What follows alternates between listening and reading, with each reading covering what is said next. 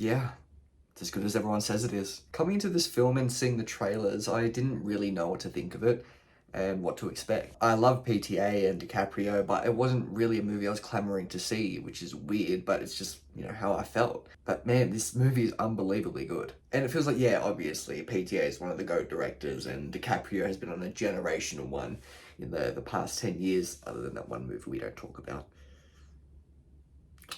Not a good one. And while I've never felt super equipped to talk about movies, even though I love them so much, as you can tell, this one I just had to talk about because I had so much to say about it. And I wanted to get the word out that you must see this movie, please, in theaters. The basic premise of this film is that 16 years after a group of revolutionaries had to go into hiding and change identities, a huge figure from the past comes back for them in hopes of furthering and securing his own goals. Bob Ferguson, played by Leonardo DiCaprio, tries to protect his daughter, Willa, played by the incredible Chase Infinity, from the antagonist of the film, Stephen J. Lockjaw, played by Sean Penn. The first thing I want to talk about in this film are some of the incredible performances. Starting out with DiCaprio, obviously, who's on an incredible run of films at the moment. This is honestly the funniest he's ever been, and the amount of desperation from the character that comes through the screen is hilarious and one of my favorite things about the whole film. There's one scene in particular that really stood out to me when he's on a phone call and he can't for the life of him remember the password, and the exchange is just so hilarious. And his early interactions with Willa are amazing, and the chemistry is palpable. And speaking of Willa, the fact that this is Chase Infinity's feature-length debut is fucking ridiculous and has made me realize that I need to lock in, bro. Like, she put in this performance at 25. 25. I have 2 years to match that. Got some cooking there. She puts in an incredibly powerful and hard-hitting performance, and it felt so real and grounded. Her fear, anger, and desperation came across so well, and I truly believe that she's going to be a huge star for years to come. Something about her performance that I loved as well was how much it mirrored her on-screen mother. While they never shared a scene together, it felt like they were damn near the same person. And speaking of her mother, Tiana Taylor uses her screen time to perfection. She shares the screen with Leonardo DiCaprio, Sean Penn, and Regina Hall, and she's always the standout and the person you always look at. She was such a powerful and intimidating presence every time she was on screen, and because of Chase's performance, it felt like she never left. I really hope she gets her flowers for this performance because while she didn't get as much screen time as Leo and Chase, she puts in a powerhouse performance that is felt throughout the whole film. Sean Penn has a funny voice and a funny haircut. What more can I say? I love everything about this performance.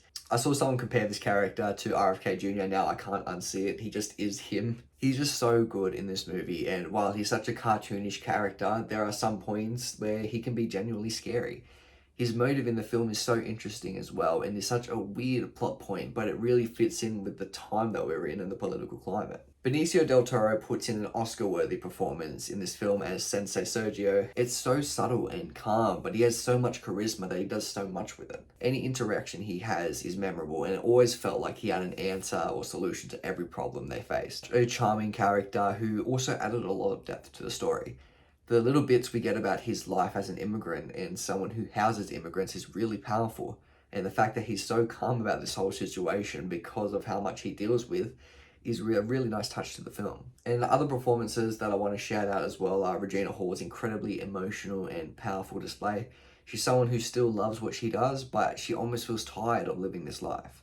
I hated Jack Trout's character with every fiber of my being, so good job with that. The whole Christmas Adventure Club subplot was so sickening, but also hilarious in the fact that there are real people who genuinely believe what they do.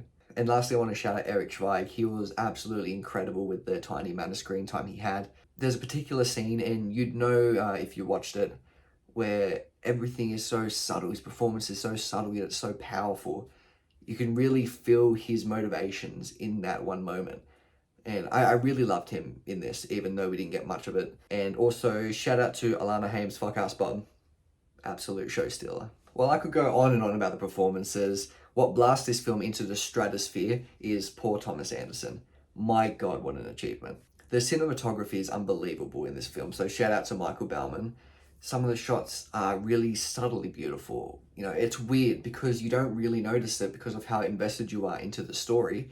But when you really focus on it, everything from the lighting, the framing, and the camera work is some of not only the best of the decade, but the century, in my opinion. And I want to talk about the lighting for a second as well, because I feel like it's such an underrated part of filmmaking, and it is used perfectly here. One shot in particular, which is a weird shot to have stuck out in my mind, it's of Regina Hall. It's a close-up, it's a slightly above her head, and there's one directional light on her, and that's all that you needed. It elevated her already powerful performance and was an absolute standout shot to me. The score for this film is incredible as well.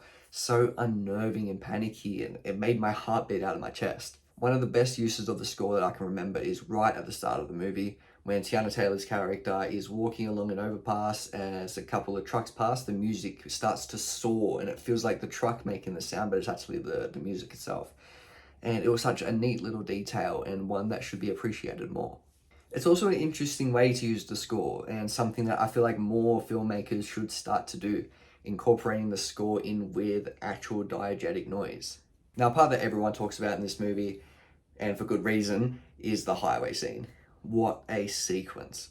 The way this is filmed, it makes you feel like you're on a roller coaster.